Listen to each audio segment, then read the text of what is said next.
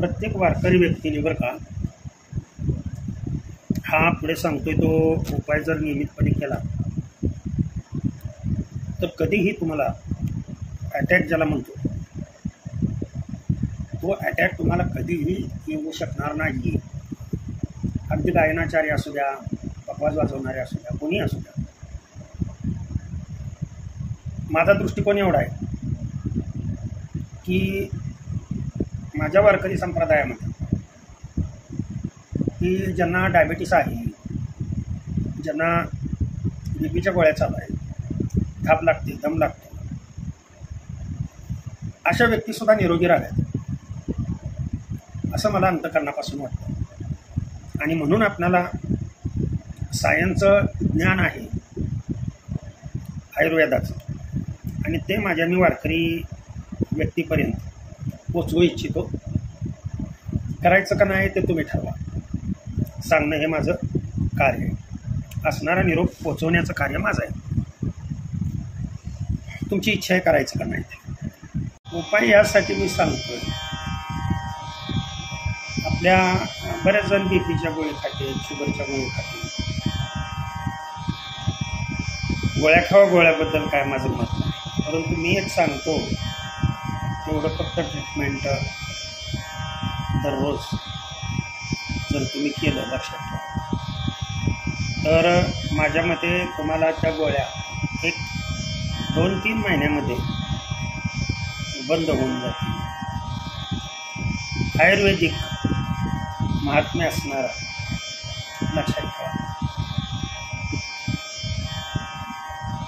मी फालतू गप्पा कधी मारत नाही.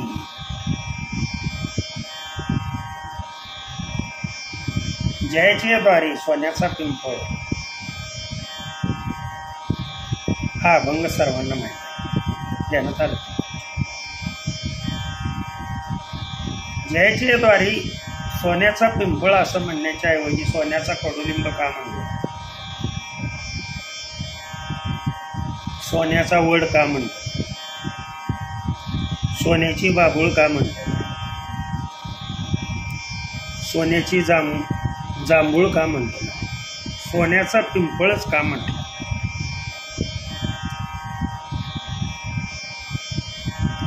म्हणजे हे मी सिद्धांत दृष्टांतवरती देतो. ह्याच्यासाठी शास्त्र आहे काय ते. काय ज्ञानेश्वर माऊलींना त्यावेळेला किंवा जगद्गुरू तुकोबारायांचा आपण काय त्यांना दुसरी पानं दिसली नाहीत का. ते तर भंडारा डोंगरावरती किंवा बामदारा डोंगरावरती रात्रंदिवस बसत होते.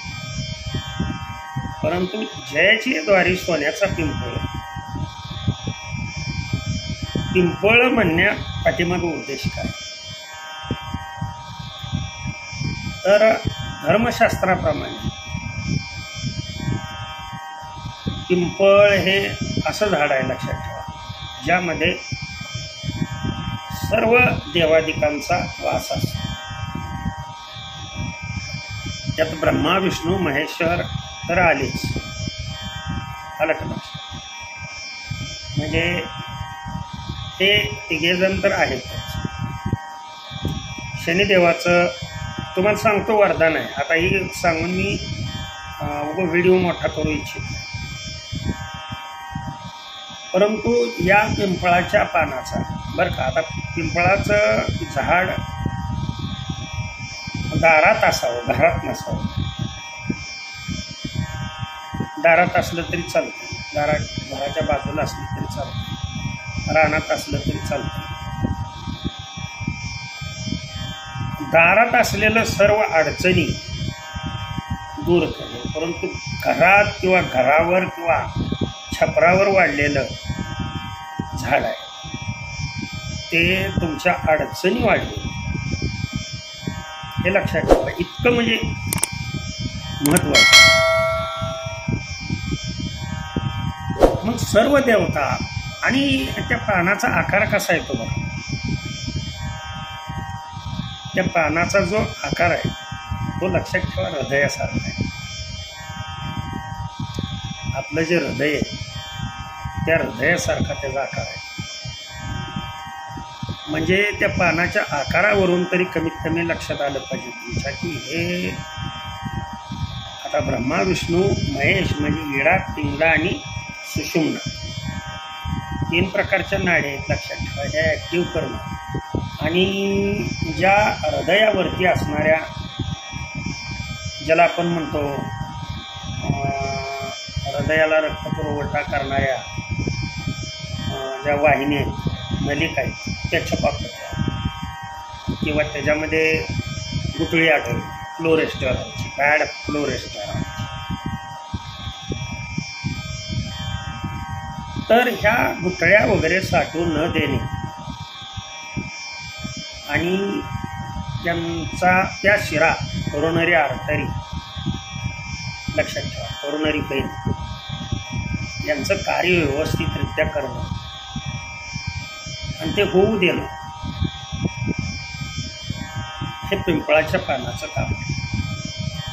त्याच्यामुळं 1 महिन्यातून 2-3 वेळा पिंपळाच्या पानाचा रस एकाच पानाचा रस काढायचा किंवा 2 पानाचा रस काढायचा 2 चमचे रस अगोदर 1 चमचाच घ्या आणि 1 ग्लास कोमट पाणी त्या कोमट पाण्यामध्ये 1 चमचा तुम्हाला जसं सण होईल तशा पद्धतीने पुन्हा तुम्ही वाढवत जाऊ शकता. जास्तीत जास्त 2 चमचे रस हा जर तुम्ही ग्लासभर कोमट पाण्यामध्ये टाकून जर ते पाणी तुम्ही अनुषापोटी तुमचं स्नान वगैरे झाल्यानंतर पिला महिन्यातून 2-3 वेळा म्हणतो दररोज प्यायची आवश्यकता नाही. तर तुमचं जे फ्लोरेस्टेरॉल किंवा गुठळ्या तयार होणं हे जे दिसतंय तुम्हाला किंवा नर्व डिॲक्टिव्ह असणं आणि त्याच्यामुळं कोणतं काम करू न वाटणं आता मरणाची वाट पाहत बसणं ध्यानात आलं जगू न वाटणं ही लक्षणं ताबडतोब नाही शेवटी लक्षात ठेवा. आणि दररोज अगदी वारकऱ्यांना माझी हात जोडून विनंती सायंकाळी जेवणाच्या वेळेला सायंकाळी सकाळी नाही सायंकाळी जेवणाच्या वेळेला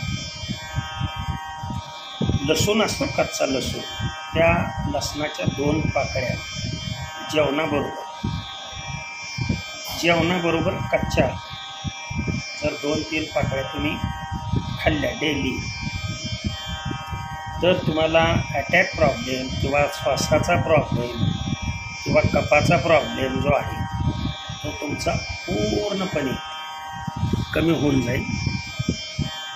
आणि आणखीन पूर्ण शरीर जर तुम्हाला पवित्र करायचं म्हटलं तर माळकरी व्यक्तींना बाह्यांग तर पवित्र होतंच. मी पाठीमागं दृष्टांत आणि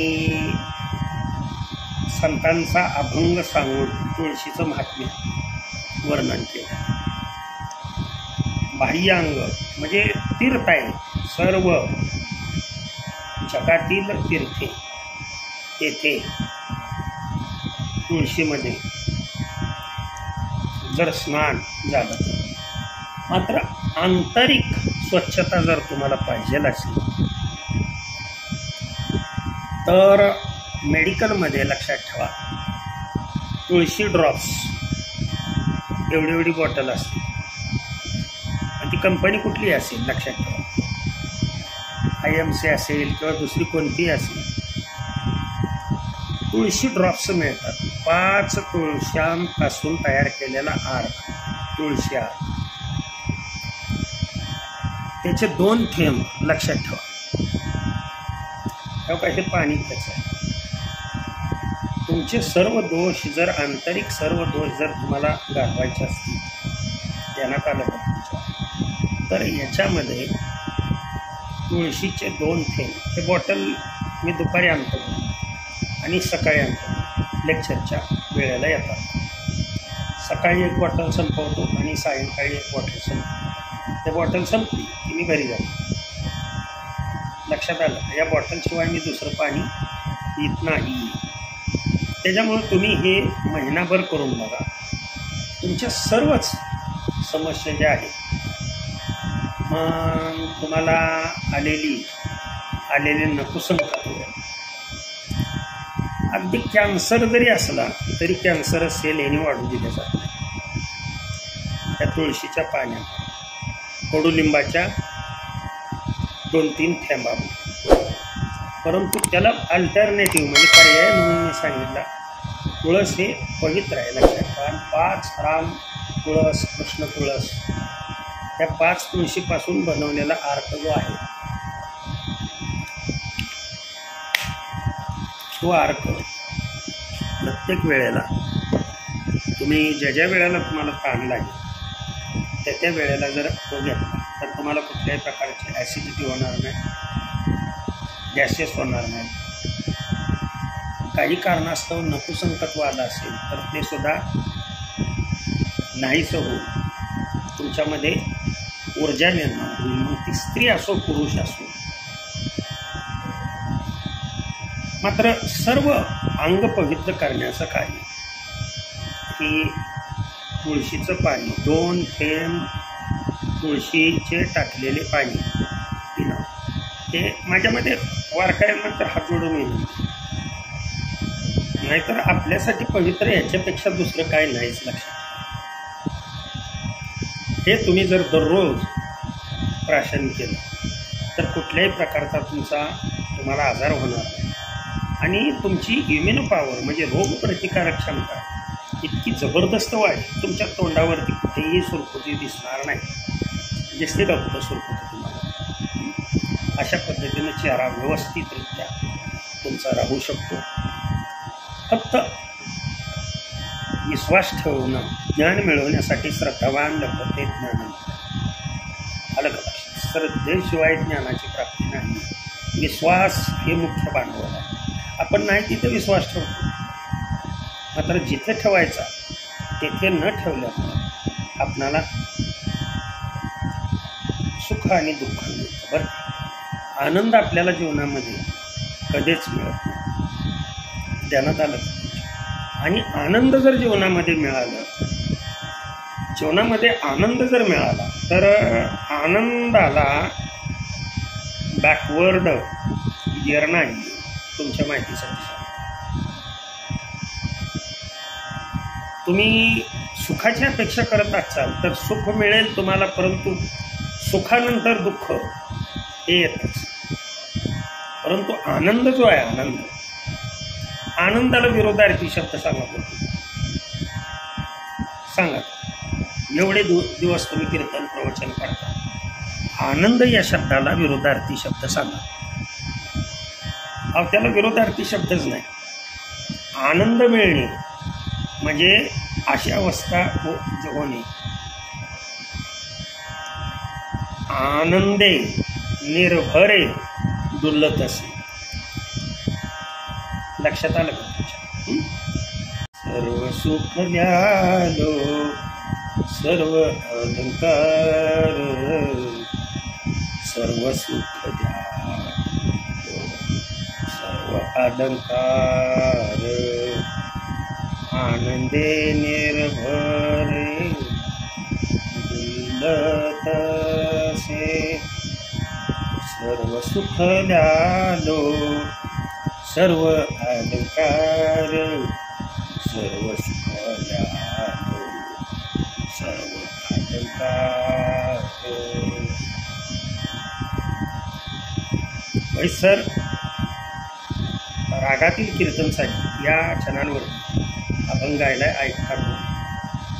आनंद जिथे मिळतो लक्षात ठेवा, तिथे आनंदाला विरोधार्थी शब्द नाही. आनंदे निर्भरे डुलत असो म्हणजे आपली अवस्था अशी झालेली असते की निर्भयपणे म्हणजे कुठल्याही पद्धतीचं भय न बाळगता. आणि म्हणून कारण हे पहा, कथेची सामग्री देहावसाला, आणि हे देह जर व्यवस्थित असला तरच सदा नाम घोष करू हरी कथा. हे व्यवस्थित राहिलं तर ते नामस्मरण. आलं का? तुकोबाराय सुद्धा कथेची सामुग्री, ही जी कथेची सामुग्री, नको जाऊ देऊ गंगा गात्र माझी पांडुरंगा, आलं का? याला काय होऊ देऊ नये, आलं का? कारण यांनी तुझं मुखाने नामस्मरण केलं जातं. पहा लक्षात आलं तर त्या गोष्टी मी 2 सिद्धांत अगदी सांगितले तुम्हाला. जयाचे द्वारे सोन्याचा पिंपळ असं का म्हटलं, सोन्याचा बागुळा असं का म्हटलं, पिंपळच का नाव तेही सांगितलं. आणि आनंद मिळवण्यासाठी ही जी सामुग्री आहे ती जर व्यवस्थित असेल तर ते करण्यासाठी तुळशीसारखं पवित्र काय नाही हेही सांगितलं. झालेली सेवा भगवंताच्या चरणी, सर्व संतांच्या चरणी, तुम्हा सर्व वारकऱ्यांच्या चरणी अर्पण करून सेवेला मी पूर्ण राहणे. कुंडलीक वरदा हट्टल श्री ज्ञानदेव तुकाराम ठल ठल